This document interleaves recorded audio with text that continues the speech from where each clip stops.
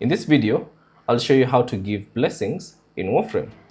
Now, first things first, ensure that you are master rank 30 and above so that you can give blessings. So for me, I'm legendary 4. So once you are master rank 30 and above, simply go to any relay. So I'll just go to this one and select any instance that you prefer.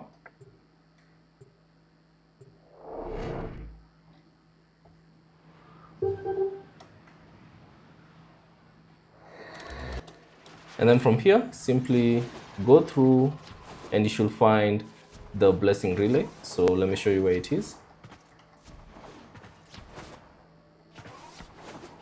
Keep going straight and then you should find it here.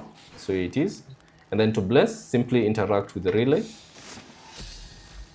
And then choose the blessing that you'd like to bless other players with. So let's say, for instance, Affinity Booster. Click on that. And then you should see this prompt, bestow affinity blessing. Click on yes. And there you go. You have successfully blessed other players within the relay. Thanks for watching, and I'll see you on the next one.